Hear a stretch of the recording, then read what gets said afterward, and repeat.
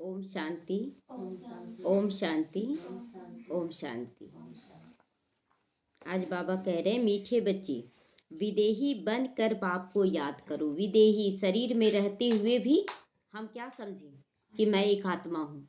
आत्मा समझ कर कार्य करेंगे तो आत्मा के सातों गुण भी स्वतः ही इमर्ज होते चले जाएंगे। जब देह भान में आते हैं तो समझ में नहीं आता है कि क्या करे क्या ना करे, लेकिन आत्मिक स्थिति में केवल अच्छाई का गुण होता है, केवल अच्छा करने का गुण होता है। इसलिए हमेशा विदेही बनकर याद करना बाबा को। स्वधर्म में टिको तो ताकत मिलेगी। तो बाबा कहता है कि अपने स्वधर्म में टिको। स्वधर्म क्या है? हमारा स्वधर्म है शांति। तो हमें शांति के स्वधर्म में पहले टिकना होगा, साइलेंस की शक्ति को अपनाना होगा। जितना साइलेंस में रहेंगे, तो साइलेंस भी बहुत तरह का होता है, मुख का भी होता है, मन का भी होता है, फिर मोबाइल का भी होता है। बहुत तरह का साइलेंस है जिसको हमको धारण करना है। तो उससे क्या होगा? ताकत बढ़ेगा। जितना कम संकल्प, व्यर्थ, नेगेटिव चीज़ों से दूर होते जाएंगे, हमारे संकल्प की शक्ति बढ़ती जाएगी। क्योंकि एक जैसे दिया जाता है कि आपका 10 संकल्प सिद्ध होगा और आप कर ले रहे हैं 20 संकल्प, तो आपका तो ताकत बढ़ गया ना। तो इसीलिए बाबा कहता है कि बच्चे अपने संकल्पों को जमा करो, अपने बोल को जमा करो, ताकि तुम्हारे बोल वरदानी बोल बन जाए। बाबा कहता है अगर ऐसे स्वधर्म में टिकते हो तो तुम्हें ताकत भी मिलेगी, खुशी भी मिलेगी और तंदुरुस्ती भी रहेगी। तो इसीलिए बाबा कहता है अगर ताकत में टिकना है तो साइलेंस का पावर अपनाना है। एनर्जी बचाओ, एनर्जी बढ़ाओ। जितना हम अपनी एनर्जी को बढ़ाएंगे उतना हमारा ताकत बढ़ता जाएगा और खुशी भी होगी, क्योंकि व्यर्थ में मेरा बर्बादी नहीं हुआ, नेगेटिव में मेरा बर्बाद नहीं हुआ है। तंदुरुस्ती भी रहेगी, बैटरी फुल होती जाएगी और बैटरी जो चार्ज हो रहा है, जो व्यर्थ में जाकर ख़त्म हो जाता है, वो नहीं होगा। ड्रामा है, ड्रामा प्रश्न है आज का, ड्रामा की किस नूंद को जानने के कारण तुम बच्चे सदा अचल अडोल रहते हो? उत्तर है, तुम जानते हो ये बॉम्ब शादी जो बने हैं यह छूटने जरूर हैं। ये तो बनना नहीं है शोकेस में रखने के लिए, बोलते हैं कि नहीं करेंगे, अगर वैसा परिस्थिति आएगा तब करेंगे, लेकिन करेंगे जरूर। तो यह छूटना जरूर है। विनाश तो होगा तब तो हमारी नई दुनिया आएगी। जब विनाश होगा तभी तो नई दुनिया आएगी। जब पुराना घर टूटने लगता है तब तो मन में विचार आता है कि नया घर बनना चाहिए। जब तक चल रहा है तब तक चलाते रहते हैं। तो यह ड्रामा की अनादि नूंद है। मरना तो सबको है। तुम्हें खुशी है कि हम ये पुराना शरीर छोड़कर रजाई में जन्म लेंगे, रजाई घराने में जन्म लेंगे। मतलब हम लोग राजा रानी, महाराजा महारानी, देवी देवता बनने जा रहे हैं। तो कितना खुशी होना चाहिए। तुम अब ड्रामा को साक्षी होकर देखते हो। अगर कुछ भी विनाश होता है तो पहले क्या होता, क्या होगा, अब कैसे रहेंगे, लेकिन अब क्या है कि कुछ फर्क नहीं पड़ता है। जो हो रहा है उसमें कल्याण समझते हैं कि ये तो होना ही है, बाबा तो हम लोगों को बता ही दिया है। तो तुम ड्रामा को साक्षी होकर देखते हो। इसमें हिलने की भी बात नहीं है और ना ही रोने धोने की बात है कि ऐसा क्यों हो रहा, क्योंकि बाबा सब कुछ पहले से ही बता रहा है। तो रोने की दरकार नहीं है। ओम शांति। बाप बैठ बच्चों को समझाते हैं, यह जो आदि सनातन देवी देवता धर्म था उसको हिंदू धर्म में क्यों लाया गया? क्यों लाया गया? कारण निकालना चाहिए, क्योंकि वो धर्म में ताकत नहीं रहा। बाबा कहता है वो धर्म में ताकत नहीं रहा है। तो बाबा कहता है कि ये कारण निकालना चाहिए कि हिंदू धर्म में क्यों लाया गया। क्यों लाया गया हिंदू धर्म में? क्योंकि वो धारणा नहीं थी, देवी देवताओं का जो संस्कार था ना वो नहीं था। और लोग जब सोचते थे कि हम देवी देवता हैं तो अंदर से फीलिंग आता था कि हम तो वैसे हैं ही नहीं। तो इसीलिए नाम हिंदू रख दिया गया। कारण निकालना चाहिए। पहले तो आदि सनातन देवी देवता धर्म ही था। फिर जब विकारी हुए तो अपने को देवता कह ना सके विकारी होने के कारण, तो अपने को आदि सनातन देवी देवता के बदले सनातन हिंदू कह दिया। आदि सनातन अक्षर भी रखा, आदि सनातन नाम रखा, लेकिन देवी देवता शब्द हटा दिया, हिंदू रख दिया। सिर्फ देवता बदली करके हिंदू रख दिया है। उस समय इस्लामी आए तो उन बाहर वालों ने आकर हिंदू धर्म नाम रख दिया। इस्लामी लोग आए ना तब हिंदू नाम रख दिया गया। पहले हिंदुस्तान नाम भी नहीं था। तो आदि सनातन हिंदू देवता धर्म वाले ही समझने चाहिए। वह अक्सर करके धर्मात्मा होते हैं। सभी सनातनी तो नहीं है जो पीछे आए हैं। उनको आदि सनातनी तो नहीं कहेंगे, इस्लामी आए, बौद्धी आए, उन लोगों को तो नहीं कहेंगे ना आदि सनातन। आदि सनातन जो शुरुआत में आए हुए हैं, जो सबसे पुराने हैं, वैसे धर्म को कहा जाता है आदि सनातन। तो वो तो देवी देवता धर्म के ही आत्माओं को बोला जाएगा। तो सभी तो सनातनी नहीं होंगे ना, सभी तो इतने पुराने नहीं हैं। तो हिंदुओं में भी पीछे आने वाले होंगे, उनको देवी देवता आदि सनातन तो नहीं कहेंगे। तो बाबा कहते आदि सनातन हिंदुओं को बताना चाहिए कि तुम्हारा आदि सनातन देवता धर्म था, तुम ही सतो प्रधान आदि सनातन थी, फिर पुनर्जन्म लेते लेते तमो प्रधान बने हो। अब फिर याद की यात्रा से सतो प्रधान बनो। अब याद की यात्रा से हमें सतो प्रधान बनना है। उन्हों को यह दवाई अच्छी लगेगी, ज्ञान का जो अच्छी तरह से समझाया जाएगा तो ये ज्ञान की दवाई सबको अच्छी लगेगी। बाबा सर्जन है ना, जिन्हों को यह दवाई अच्छी लगती है उनको देना चाहिए। जिनको ये ज्ञान अच्छा लग रहा है उनको जरूर समझाना चाहिए। जो आदि सनातन देवी देवता धर्म के थे उन्हों को स्मृति दिलाना चाहिए कि तुम वास्तव में आदि सनातन देवी देवता धर्म के थे। अभी तुम आ गए हो किस में? अभी आ गए हैं हिंदू धर्म में। तो सबको समझाना चाहिए। तो जैसे तुम बच्चों को स्मृति आई है, बाबा ने समझाया है कैसे तुम सतो प्रधान से तमो प्रधान बन गए हो। अब फिर से तमो प्रधान से सतो प्रधान तुम्हें बनना है। बाबा याद भी दिला रहा और बदलने के लिए उमंग उत्साह भी दिला रहा है। तो तुम बच्चे सतो प्रधान बन रहे हो याद की यात्रा से। जितना हम याद करेंगे बाबा को उतना हम सतो प्रधान बनते चले जाएंगे। तो जो आदि सनातन हिंदू होंगे वो असुल देवी देवता होंगे, और वही देवताओं को पूजन करने वाले भी होंगे, पूजने वाले भी होंगे। वो बहुत अच्छा से मानेंगे देवी देवता धर्म को। उसमें भी जो शिव के या लक्ष्मी नारायण, राधे कृष्ण, सीता राम आदि देवताओं के भक्त हैं वह देवता घराने के हैं। अब स्मृति आई है जो सूर्यवंशी है वही चंद्रवंशी बनते हैं। तो ऐसे ऐसे भक्तों को ढूंढना चाहिए कि कौन बहुत अच्छे से देवी देवताओं को मानते हैं।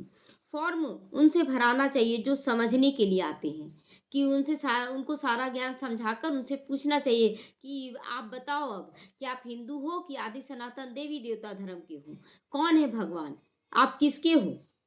तो मुख्य सेंटर्स पर फॉर्म भराने के लिए जरूर होने चाहिए। सेंटर पर फॉर्म भराने का सुविधा देना चाहिए। जो भी आए उनको लेसन तो शुरू से देंगे, लेसन तो शुरू से देंगे ना, आत्मा का ही परिचय स्टार्ट करेंगे कि तो आप कौन है, कहाँ से आए हैं। पहली मुख्य बात है जो बाप को नहीं जानते तो उनको पहले समझाना पड़ता है कि तुम्हारे पिता कौन है। तुम अपने बड़े बाप को नहीं जानते, पूछना चाहिए उनसे, बोलना चाहिए क्या तुम अपने बड़े बाप को नहीं जानते हो। तुम असल में पारलौकिक बाप की संतान हो। आत्माएं तो वास्तव में परमात्मा की संतान है ना। तो यहाँ आकर लौकिक के बने हो। तुम अपने पारलौकिक बाप को भूल जाते हो। जब हम लोग लौकिक के बनते हैं तो हम लोग आत्मा के पिता परमात्मा को हम लोग भूल जाते हैं। बेहद का बाप है ही स्वर्ग का रचयिता। वहाँ यह अनेक धर्म होते नहीं।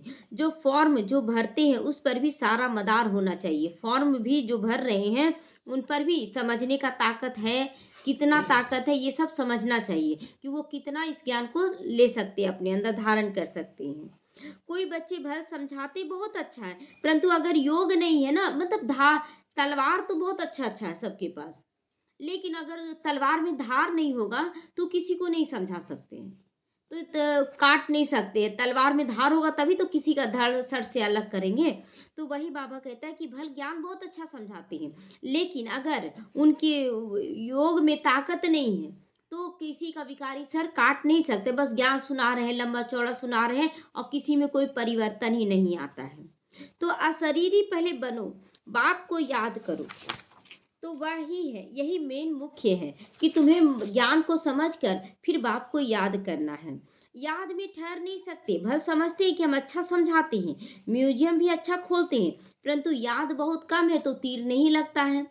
तो हमें ज्ञान और योग दोनों को साथ साथ लेकर चलना है। और धारणा मतलब सेवा के पहले क्यों तीनों सब्जेक्ट दिया गया, ज्ञान योग धारणा, इन तीनों का रिलेशन है ना सेवा से होता है। जितना आप धारणा करेंगे, जैसा राजा वैसा प्रजा, योग से आपको ताकत मिलेगा। तो ये तीनों चीज होना चाहिए, तब जाके आपका सेवा पावरफुल हो सकता है। अगर एक भी चीज की कमी है तो आपका सेवा कम बेसी होगा। तो अपने को आत्मा समझकर बाप को याद करते रहो, इसमें ही मेहनत है। बाप वार्निंग देते हैं, ऐसे मत समझो कि हम तो बहुत अच्छा कन्विंस कर सकते हैं, किसी को समझा सकते हैं। ऐसा नहीं, घमंड नहीं करना है कि हम तो बहुत अच्छा किसी को समझा सकते हैं, लेकिन बदल रहा कोई नहीं, कोई धारणा में नहीं आ रहा। हम तो बहुत अच्छा समझा रहे, लेकिन किसी का धारणा मजबूत नहीं हो रहा। नहीं, जहाँ धारणा का नाम लिए तो बोलते हैं, नहीं हम नहीं कर पाएंगे इतना। तो फिर आपका योग में ताकत नहीं है। योग का ताकत का प्रमाण है कि आप समान बच्चों को बना देना। तो परंतु इससे फायदा क्या हुआ? अगर आप ज्ञान में लेते आए लेकिन धारणा नहीं करवाए, बाप समान नहीं बनाए, तो क्या फायदा हुआ? शूद्र के तो शूद्र ही बने रहे वो लोग। तो बाबा कहता है, जो बच्चा धारणा युक्त बन गया ना, वो आपके परिवार में आएगा सत्युग त्रेता में। अगर आप राजा बनते हैं तो आपके परिवार में आएगा। दूसरा कि आप उन्हीं आत्माओं के घर जन्म लेना चाहेंगे ना जो ब्राह्मण अच्छी तरह से बन रहे हैं, कि शूद्र के घर जन्म लेने में अच्छा लगेगा। तो जो बच्चा ज्ञान में नहीं है, ज्ञान में है लेकिन धारणा नहीं है, वो तो शूद्र की गिनती में आ रहा है, उसका सब कुछ खराब है। तो आप जब शरीर छोड़ेंगे सतयुग में, तो किसके घर जन्म लेंगे? उन्हीं बच्चों के घर जन्म लेंगे ना जो बच्चे आप तैयार कर रहे हैं। तो इसीलिए पूरा कोशिश, बाबा इसीलिए बोलता था कि हमको भेड़ गीदड़ नहीं चाहिए, हमको तो शेर शेरनी चाहिए। तो इसलिए इसके लिए ताकत चाहिए, क्योंकि भेड़ गीदड़ तो बहुत बन जाएंगे, और हमें शेर शेरनी चाहिए ताकि हम लोग उनके घर जन्म ले सके। तो बाबा बोलता है कि बताओ, केवल ज्ञान समझा दिया, इससे क्या फायदा हुआ? शूद्र के तो शूद्र बने रहे वो। चलो, स्वदर्शन चक्रधारी बन गए, परंतु इसमें तो विदेही बनना है ना। स्वदर्शन चक्रधारी भी बन गए, लेकिन विदेही आप नहीं बन पाए, आत्मिक स्थिति नहीं ला पाए, तो क्या फायदा हुआ? कर्म करते अपने को आत्मा समझकर कर्म करना है, तो आपके अंदर ताकत बढ़ता जाएगा। आप ज्ञान बहुत लंबा समझा रहे, बहुत आपके अंदर नॉलेज है, लेकिन क्या करें? घर गृहस्थ छूट नहीं रहा, मोह छूट नहीं रहा, लोभ लालच छूट नहीं रहा, दुनिया का आकर्षण छूट नहीं रहा, इधर का बात उधर करना नहीं छूट रहा। क्या मिल रहा है आपको? तो ये सारा तो विक्रम चल रहा है ना। हाँ, भल आपका सब कुछ ठीक है।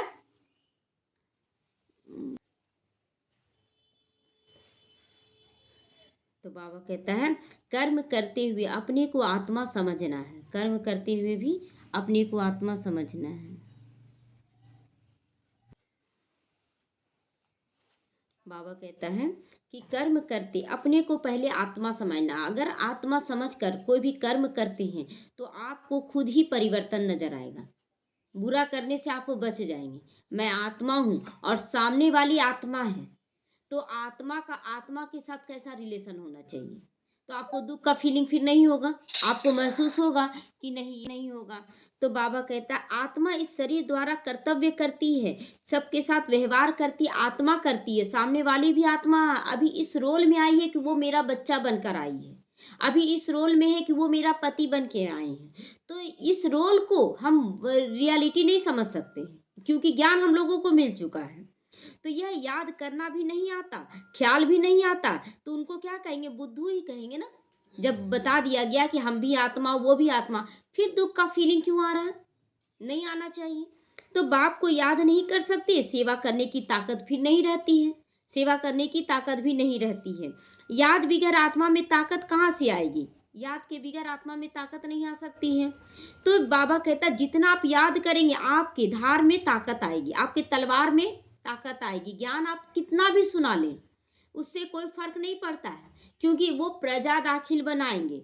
लेकिन अगर योग का ताकत, धारणा का ताकत रहेगा, तो सामने वाली भी आत्मा आप समान, बाप समान। बहुत सोचते हैं ना, बहुत बच्चे ज्ञान में देखते हैं कि क्या सोचते हैं कि मेरे जैसा अगर बन जाएगा ना तो मेरे बराबरी में आ जाएगा, मेरे बराबरी में आ जाएगा, मेरे बराबरी में आ जाएगा, और मेरे बराबरी में आ जाएगा तो फिर हम इसको कंट्रोल कैसे करेंगे? ये बहुतों का सोच होता है, लेकिन वो इस राज को जानते ही नहीं कि अगर हम आप समान नहीं बनाएंगे तो हम हमेशा 5,000 साल तक एक ही शरीर में नहीं रहेंगे, हम दूसरा शरीर लेंगे। और हम जिसके घर जन्म लेंगे ना, तो वैसा ही मेरा माँ बाप तैयार होगा, जैसा भी आप तैयार कर रहे हैं बच्चों को। तो इसीलिए अपने से ऊंचा बनाए, अपने से भी ऊंचा बनाए, ताकि हम उनके घर जन्म लेके भी ना अपने स्वमान में रहे कि हाँ, अच्छा परिवार में हम जन्म लेने जा रहे हैं। तो ये नहीं सोचे कि सामने वाला अगर ऐसा कमज़ोर बन जाएगा तो अच्छा है। नहीं, इसीलिए बाबा ब्रह्मा बाबा क्या करता था, अपने से आगे सबको रखता था। अपने से भी आगे तुम बच्चे हो, ऐसा मान कर चलता था। तो हमें अब इसका राज लोग नहीं समझ पाता ना, इसीलिए दबाना चाहता है। तो बाबा कहता है सर्विस की ताकत नहीं रहती है, याद बगैर आत्मा में ताकत कहाँ से आएगी? तो ये याद नहीं है, ज्ञान का प्रकाष्ठा नहीं है, किसी के अंदर पूरा ज्ञान का समझ नहीं है, तो बैटरी भी कैसे भरे? चलते चलते खड़ी हो जाएगी, ताकत नहीं रहेगी। अब मोबाइल चलते चलते क्या ऑफ हो जाएगा, तो आप क्या कर लेंगे? भले आपके पास 50,000 का मोबाइल हो, लेकिन अगर चार्ज नहीं है तो किस काम का? कोई भी ऐप काम नहीं आएगा। तो इसीलिए उसी तरह हम हैं कि अगर हमारे अंदर चार्ज नहीं है, ताकत नहीं है परमात्मा शक्ति का, तो आप चलते-चलते भी विक्रम करते चले जाएँगे और ही पाप चढ़ता चला जाएगा। तो कहा जाता है religion is the might. Religion धारणा एक ताकत है, धर्म धर्म में ताकत होती है। तो जितना आप धारणा करेंगे, बाबा का मुरली में ना ज्ञान, योग, धारणा, सेवा सब कुछ लेकर चला जाता है। तो रिलीजन इज माइट, आत्मा स्वधर्म में टिके तब ताकत मिले। स्वधर्म क्या है हमारा? 7 गुण, 8 शक्तियाँ। तो ये स्वधर्म है, शांति का स्वधर्म में टिकना है, प्रेम के स्वधर्म में टिकना है। बहुत है जिनको बाप को याद करना भी नहीं आता आज भी। आज 50 साल से चलने वाले बच्चों को समझ में नहीं आता कि बाप को आखिर याद कैसे करें, कैसे करें। ये रोज-रोज तो एक ही मैं आत्मा हूँ, बस ये रटते रहते हैं और फीलिंग तो कुछ आता ही नहीं। तो शकल से पता पड़ जाता है इनका योग लग रहा है या नहीं। शकल से पता चलता है, अगर योग युक्त रहेंगे ना तो एक नशा चमक रहेगा ललाट पे, तो अब सब याद आ जाएगा। बाबा की याद ठहरेगी नहीं, सारा परिवार याद आएगा। और बाबा कहता परिवार के साथ साथ क्या क्या हुआ मेरे साथ सब कुछ याद आएगा, लेकिन बाबा याद नहीं आएगा। तो ये है कमजोरी, ये योग का कमी है। तो योग से बल मिलेगा, आप जितना योग करेंगे बाबा के साथ उतना ताकत मिलेगा। याद से बड़ी खुशी और तंदुरुस्ती दोनों रहेगी। याद से खुशी भी मिलेगी और तंदुरुस्ती भी रहेगी कि बाबा मेरा साथी बना है।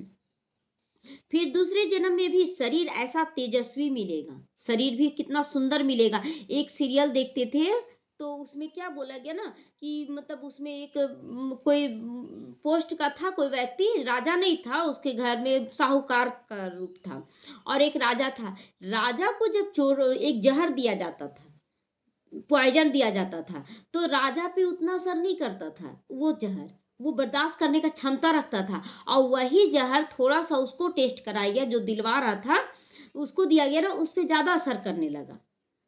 तो जो वैद्य था, वो बोला कि वो राजा है, वो राजा में इतना ताकत भगवान देकर भेजता है, सो बोला वो। तो वो ताकत कहाँ से मिला? यहाँ से लेकर वो ताकत गए। और कमज़ोर आत्मा को अगर थोड़ा-सा ज़हर मिले, थोड़ा-सा कोई परिस्थिति आए तो कैसे हिल जाता है? तो ये परिस्थिति उस समय ज़हर का रूप लेगी। तो सोचिए कि अगर अभी ताकत भरते हैं, तो हमेशा हम शक्तिशाली बनकर रहेंगे। बाबा कहता है कि जितना आप याद का बल अपने अंदर भरेंगे, खुशी भी होगी, तंदुरुस्ती भी रहेगी। फिर दूसरे जन्म में भी शरीर ऐसा तेजस्वी मिलेगा। आत्मा प्योर तो शरीर भी प्योर ही मिलेगा। जितना आप इस समय आत्मा को प्योर बनाते हैं, उतना ही आपका शरीर भी तैयार हो रहा वैसा। तो कहेंगे ये 24 कैरेट गोल्ड है, तो ये तो 24 कैरेट का जेवर बनेगा। अगर अच्छा सोना है तो उससे अच्छा ही जेवर बनेगा ना। इस समय सभी 9 कैरेट के बन गए हैं। अभी सभी 9 कैरेट का कैसा सोना होगा? मुलम्मा हो जाएगा, उसमें कितना खाद पड़ा हुआ है। सतु प्रधान को 24 कैरेट, सतु को 22 कैरेट। यह बड़ी समझने की बात है। हमें कौन सा कैरेट बनना है? हमें कौन सा बनना है? सतु प्रधान बनना है, तो 24 कैरेट का सोना बनना है। तो बाप समझाते पहले तो फॉर्म भराना चाहिए, तो पता पड़े कहाँ तक रिस्पॉन्स करते हैं ये। अगर उससे फॉर्म भराना चाहिए कि देखो ये ज्ञान ऐसा है, यहाँ पर ऐसा ऐसा, तो वो पूछे बोलेंगे कि हाँ हम करेंगे, तो निश्चय का पता चलता है कि हाँ ये बच्चा करने लायक है या नहीं। कितनी धारणा की है, सबसे पूछना चाहिए धारणा कितनी कर सकते हो, बाबा से कितना आप प्यार करते हो। फिर यह भी आता है कि याद की यात्रा में रहते हैं, सब्जेक्ट उसके बोल चाल से ही पता चल जाता है कि वो कितना याद में रहता है। तमो प्रधान से सतो प्रधान याद की यात्रा से बनना है, तमो प्रधान कितना भी आप विकारी हैं, लेकिन सतो प्रधान आप याद से ही बनेंगे। आपके अंदर की कमी कमजोरियों को बाबा गुप्त रीति से भस्म करता जाएगा। बस आप बाबा को याद करते चले, ज्ञान को समझते चले, उसको अपने जीवन में अप्लाई करते चले, धारणा करते चले। आपके जीवन से कमी कमजोरियां विकार सब समाप्त हो जाएगा, पता भी नहीं चलेगा। तो वह है भक्ति की जिस्मानी यात्राएं, यह है रूहानी यात्रा। भक्ति की जिस्मानी यात्रा शरीर के साथ जाते हैं, ट्रेन में प्लेन में सफर करते हैं। ये है रूहानी यात्रा, फरिश्ता बनकर उड़ना है।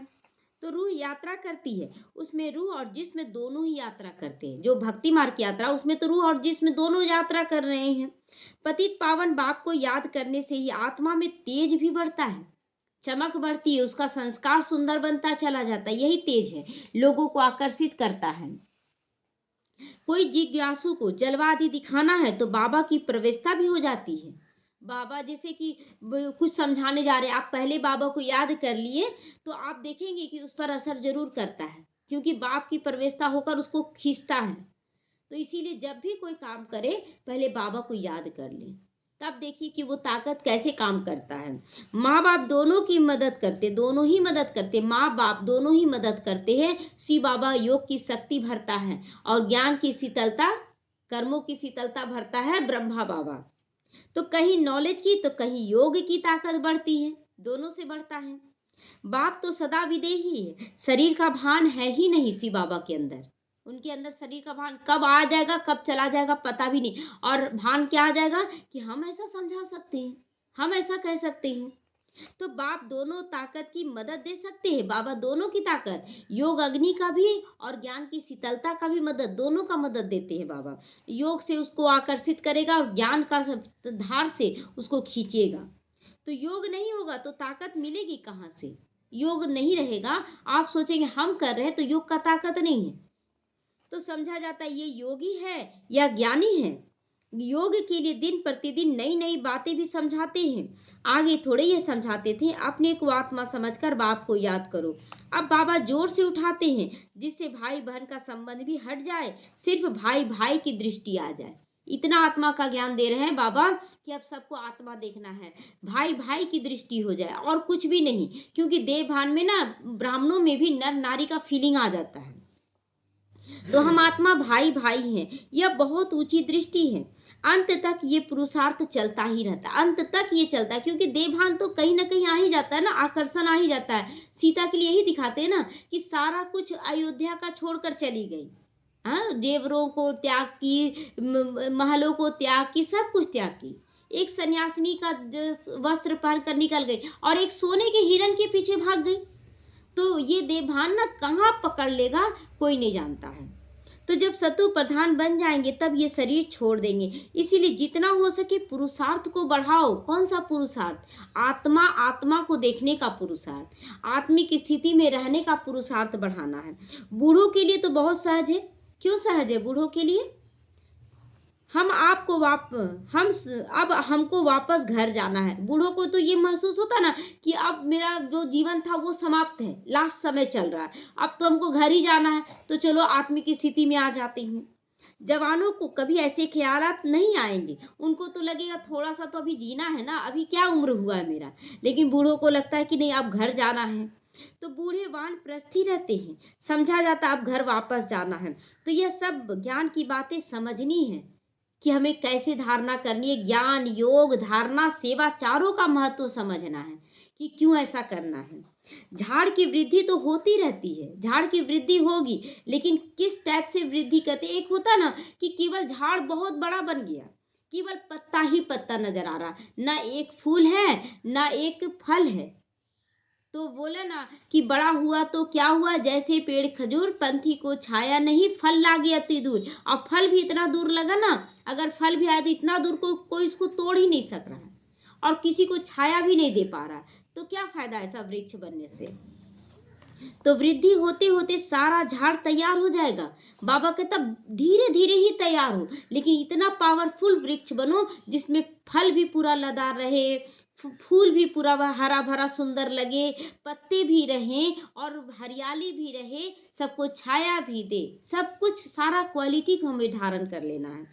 तो कांटों को बदलकर नया छोटा फूलों का झाड़ बनना है। नया बन फिर पुराना तो होना ही। अब देखिए फूलों का झाड़ तो बहुत सुंदर है, कांटों से अच्छा है छोटा ही सा झाड़ बने, लेकिन फूलों का झाड़ बने जिसको देख कर लोग वाह वाह करे, कितना सुंदर है ये फूलों का पौधा जिसमें कितना सारा गुलाब है तो छोटा सा पौधा लेकिन गुलाब कितना सारा खिला हुआ है। ऐसा होता है ना।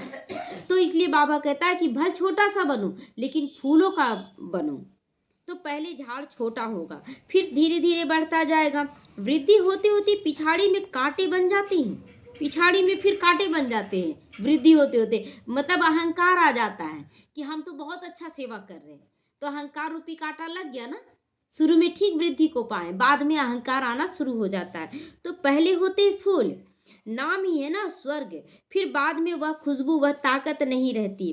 कांटे में खुशबू नहीं होती ना, कांटों में खुशबू ना सुंदरता कुछ भी नहीं होता, वो तो दुख देने वाला होता है। हल्के फुल्के फूलों में खुशबू नहीं होती, हल्के फुल्के फूलों में खुशबू नहीं होती। बाप बागवान भी है तो खिवैया भी है, सबकी नाव को पार लगा रहा। पहले बागवान बना, अब खिवैया बन रहा बाबा।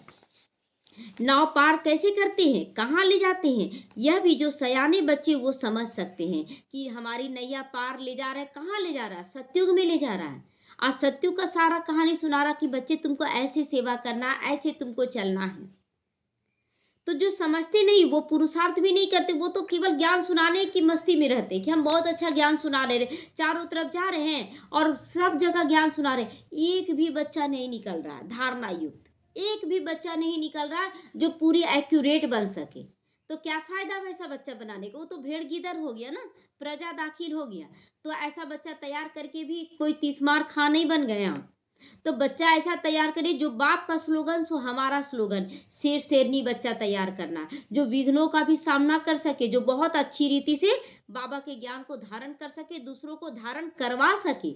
हम लोग बोलते हैं ना कि धारणा नहीं बताना है किसी को, धारणा नहीं। अरे जो स्कूल का बच्चा होगा वो आएगा ही आएगा, और जो नहीं होगा वो ना चाहते हुए भी विरोध करेगा। तो क्या करेंगे, अगर हिसाब किताब से भी विरोध होता है ना, तो विरोध करने वाला रहेगा तो ऐसे भी कर देगा। आप नहीं भी धारणा करेंगे तो भी विरोध कर देगा।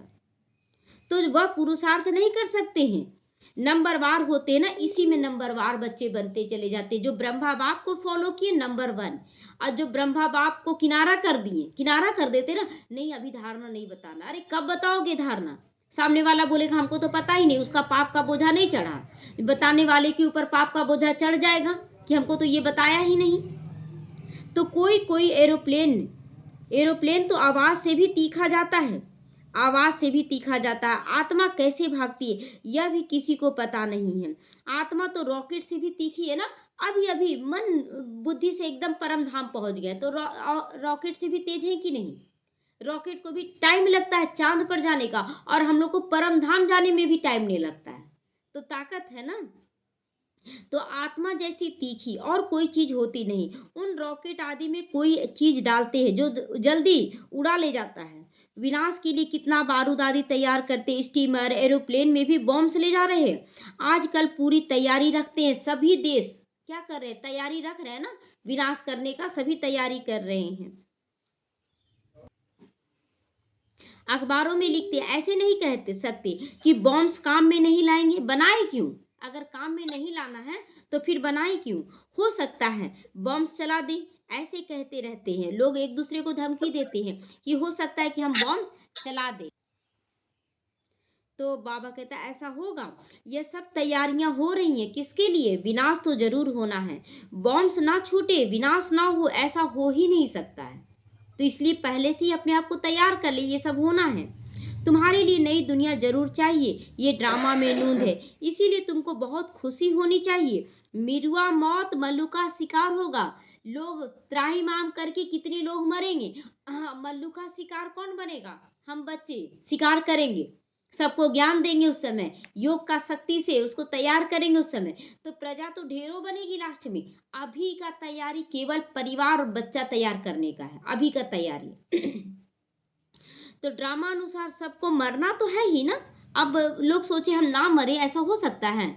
हाँ, बोलेंगे कि नहीं हमको नहीं मरना, अभी चलते चलते सीढ़ी से लुढ़ के मर गए, तो इसीलिए मौत को सदा साथ रखकर चलना है। तुम बच्चों को ड्रामा का ज्ञान होने के कारण तुम हिलते नहीं हो, साक्षी होकर देखते हो।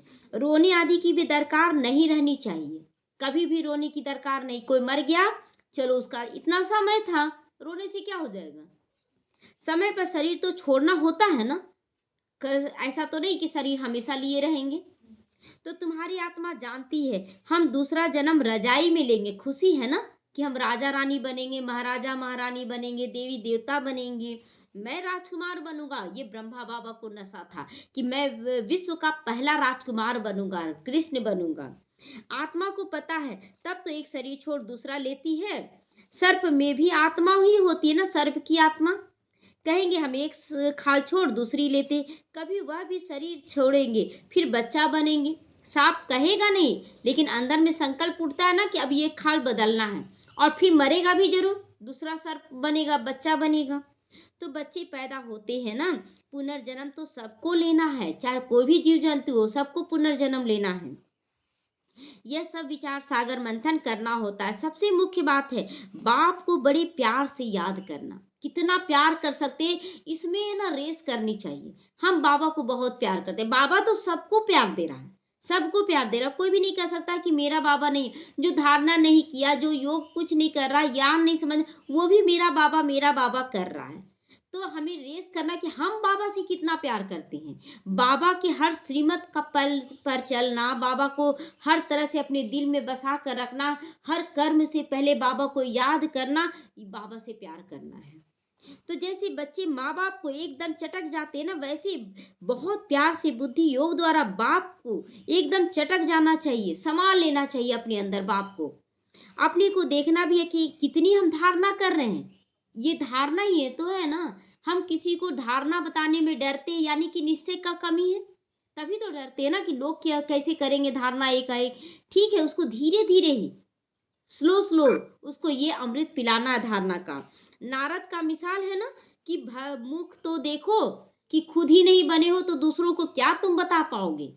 तो ये जो बोलते हैं ना कि नहीं धारणा बता देंगे ना तो भाग जाएगा। अरे जो स्कूल का होगा ना वो कर लेगा जल्दी। हो सकता है आपके कारण ही उसका देरी हो, आप सोच रहे कि नहीं कर पाएगा तो, और सामने वाला रेडी है कि हम सब कुछ करेंगे। एक बहन थी तो उसको वो पूछती थी खुद ही कि आप बताइए हमको धारणा, हम सब करेंगे। तो जो स्कूल का होगा ना वो खुद ही बोलेगा हम करेंगे, उसको बोलने की जरूरत भी नहीं पड़ता। तो भक्त जब तक ज्ञान ना उठाए तब तक देवता बन ना सके ना, तो वो ज्ञान उठाने के लिए रेडी है। और हम पहले से डर बैठा के बैठे हैं कि पता नहीं करेगा कि नहीं, कहीं भाग ना जाए।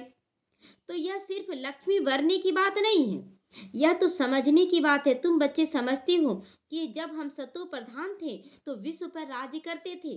अब फिर से सतो प्रधान बनने के लिए बाप को याद करना है। यह मेहनत कल्प कल्प तुम यथा योग यथा शक्ति ही करते आए हो। ये पूरा 100% ब्रह्मा बाप की समान नहीं बन रहे। लोग बोलते हैं ब्रह्मा बाप समान कैसे हम बन सकते हैं। अरे क्यों नहीं बन सकते हैं, क्यों नहीं बन सकते हैं। ब्रह्मा बाप को भी क्या करना, चैलेंज करना, बाबा हम आपसे आगे। ये प्यार है। देखिए अगर बच्चे बोलते हैं ना, जैसे किसी का माँ बाप डॉक्टर हैं और बच्चे बोलते हैं ना कि मम्मी पापा से भी हम बड़ा डॉक्टर बनकर दिखाएंगे, तो क्या मम्मी पापा को बुरा लग जाएगा क्या? उनको तो और खुशी होगा ना कि चलो अच्छा है। तो यहाँ पर बच्चे जब बोलते नहीं ब्रह्मा बाप समान हम कैसे बन सकते हैं, कितना गलत, कितना गलत है। बाबा हम आपसे आगे जाकर दिखाए। आप बाबा बोलते हैं ना कि खाने समय आपको याद नहीं रहता है, बुद्धि भाग जाए, हम आपसे ज्यादा याद करके दिखाएंगे, कितना मजा आएगा ऐसे में। तो यथा योग यथाशक्ति करते हैं लेकिन बच्चे, और बोल देते ब्रह्मा बाप समान कैसे हम बनेंगे। हर एक समझ सकते हैं हम कहाँ तक किसको समझा सकते हैं। दे अभिमान से हम कहाँ तक निकलते जा रहे हैं ये चेक करना है। दे अभिमान है ये सब कि हम नहीं कर सकते हैं।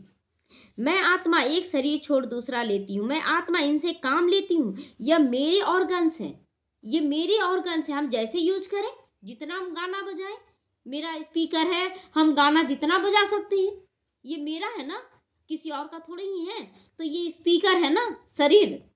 हम सब पाठधारी हैं। इस ड्रामा में यह बेहद का नाटक है, उसमें नंबरवार सभी एक्टर्स हैं। हम समझ सकते इसमें कौन कौन मुख्य एक्टर हैं, समझ में आता है ना कि कौन कौन मुख्य है। मतलब राजा कुल का कौन बनने वाला है, कौन दरबारी बनेगा, कौन परिवार में आने लायक है, कौन प्रजा में आने लायक है, ये तो समझ सकते हैं सबका धारणा से। फर्स्ट सेकंड थर्ड ग्रेड कौन कौन है? तुम बच्चे बाप द्वारा ड्रामा के आदि मध्य अंत को जान गए हो। रचयिता द्वारा रचना की नॉलेज मिलती है। रचयिता ही आकर अपना और रचना का राज सारा समझाते हैं, सारा राज समझा रहे हैं, इसलिए परफेक्ट बने, कम बेसी नहीं बनना हम लोगों को। यह उनका रथ है जिसमें प्रवेश कर बाबा आए हैं, कह रहे हैं, कहेंगे तब तो दो आत्माएं हैं, एक ब्रह्मा बाबा, एक शिव बाबा की आत्मा, दो आत्मा कार्य कर रही है। यह भी कॉमन बात हो गई है। पितृ खिलाते हैं तो आत्मा आती है ना, ये तो कॉमन बात है ना। अगर पितृ खिलाते तो किसी के तन में आकर देखते ना, एक आत्मा शरीर छोड़ी थी, ये रियलिटी है देखे हुए, कि एक आत्मा ना रेल की पटरी में जाकर मर गया। अब उसको तो बहुत दर्द हो रहा है। अब वो उसकी एक बहन थी, उसके तन में आकर ना खूब खाना खा रहा, क्योंकि वो भूखा है, उतना समय से वो खाया नहीं है जब से मरा है, तो खूब खाना खा रहा। बोली कैसे खाना खा रही आज, पहले से तो ऐसा नहीं करती थी, बहुत थोड़ा खाती थी, आज तो इतना सारा खाना खा रही है। तो ये बाबा कहता है ये कॉमन बात है, ये तो ऐसे भी दिखने को मिलता है। तो आगे बहुत आते थे, उनसे पूछते थे। अभी तो तमो प्रधान हो गए ना, कोई कोई अभी बतलाते हैं कि हम आगे जन्म में फलाना थे, पिछले जन्म में हम ये थे। फ्यूचर का कोई बताते नहीं कि हम यहाँ जन्म लिए हैं, नहीं कोई बताते, ताकि वहाँ कोई पहुँच ना जाए। फ्यूचर का नहीं बताते, पिछाड़ी का सुनाते हैं। सब पर तो कोई विश्वास नहीं करते हैं, लेकिन सब पर तो विश्वास नहीं होता ना कि सही बोल रहे हैं कि गलत बोल रहे हैं। बाबा कहते मीठे बच्चे अब तुमको शांति में रहना है, कम से कम बोलना है बस। और जब मम्मा को देखेंगे ना, तो अब हमेशा वो बहुत गंभीर रहती थी, लेकिन जब मुरली सुनाती थी ना, तो उनकी आवाज में एक दम होता था मुरली के समय में, बाकी समय एकदम साइलेंस में रहती थी। तो बाबा हमें भी कहता है कि बच्चे दिन भर साइलेंस में रहो, बस मुरली का कार्य जब होता है तब फिर तुम्हारी आवाज में दम होना चाहिए। तुम जितना जितना ज्ञान योग में मजबूत होगे ना, फिर पक्के सॉलिड बन जाओगे, मजबूत बन जाओगे। अभी तो बहुत बच्चे भोले हैं, नहीं समझ रहे हैं ज्ञान को, इसीलिए ज्ञान की धारणा नहीं कर पाते, ना करा पाते हैं। भारतवासी देवी देवताएं कितने सॉलिड थे ना, कितने सुंदर, कितने आकर्षक थे, कितनी ताकत थी उनमें। धन से भी तो भरपूर थे, धन माया नहीं है, हमारे अंदर का विकार माया है। तो वहाँ कितना धन दौलत, कितना सजा सजाया दिखाते हैं। अभी तो खाली हो चुके हैं, वह सॉल्वेंट, तुम इनसॉल्वेंट बन गए हो। वो भरपूर थे और हम सब खाली हो गए हैं। तुम खुद भी जानते हो भारत क्या था, अब क्या बन गया, भूख मरना ही पड़ेगा। अब और ज्यादा अनाज लाएंगे तुरंत कीड़ा लग जा रहा है, लग रहा है कि नहीं, अब धीरे धीरे, पहले इतना जल्दी कीड़ा नहीं लगता था, और आने वाले समय में और जल्दी कीड़ा लगेगा। तो कीड़े मकोड़े खाएंगे अनाज को, मनुष्य खा नहीं पाएगा। अनाज पानी कुछ भी नहीं मिलेगा, कहाँ बाढ़ होती रहेगी तो कहाँ पानी की बूंद भी नहीं होगी। सोचिए कैसा विनाश होगा। तो इस समय दुख के बादल है, सतयुग में सुख के बादल है। इस खेल को तुम बच्चों ने समझा है और किसी को भी पता नहीं, बैच पर समझाना बहुत अच्छा है। वह लौकिक हद का बाप, ये पारलौकिक बेहद का बाप है। देखो दिखाते हैं ना कि ऊपर में ज्योतिर्बिंदु, नीचे ब्रह्मा विष्णु शंकर, फिर दूसरी तरफ लक्ष्मी नारायण बनाने के लिए शिव बाबा आए हैं। तो बाबा कहता है इस बैच पर भी बेहद का कहानी सुना देना है। यह बाप एक ही बार संगम पर बेहद का वर्षा दे रहे हैं, ये ज्ञान का वर्षा बेहद का ही है ना, पूरा आदि मध्य अंत का नॉलेज दे रहे हैं, ताकत भर दे रहे हैं कि हम दूसरे जन्म में बहुत अच्छा, तो नई दुनिया बन जाती है ना हमारे लिए, नई दुनिया हो गई ना, ईश्वरीय जन्म, दूसरा जन्म हुआ। यह आयरन एज फिर गोल्डन एज जरूर बननी है। तुम अभी संगम पर हो, दिल साफ तो मुराद हासिल। अगर अंदर से साफ सुथरा दिल है तो बाबा कहता ना कि उसको मदद भी बाप करता है। तो रोज अपने आप से पूछो, खराब काम तो नहीं किया ना। खराब काम मतलब डर भय चिंता रखना, ये भी खराब काम है। तो आप चिंता तो नहीं किए, आप किसी को धारणा बताने में डर तो नहीं रहे कि कहीं विरोध ना हो जाए, तो ये भी गलत है। धारणा बताना है, लेकिन पहले सामने वाले की आत्मा देखना है कि कितना लेने लायक है, उसके बाद धारणा बताने में डरना नहीं है, बूंद बूंद भी देते जाना उसको। किसके लिए अंदर विकारी ख्यालात तो नहीं आ रहा, विकारी ख्यालात ही ना। एक तो बोल रहे वो विकारी है, अभी नहीं समझेगा, ये तो इतना कमजोर है, ये नहीं समझेगा। तो बाबा आपको निमित्त क्यों बनाया, ताकत भरने के लिए ना। ब्रह्मा बाबा के समान कोई दूसरा नहीं बन सका, कोई भी दूसरा नहीं बन सका, लेकिन ब्रह्मा बाबा धारणा बताने में कमी किया नहीं, कभी नहीं कमी किया। तो अपनी मस्ती में रहे या झरमुही झगमुही में टाइम गंवा दिया,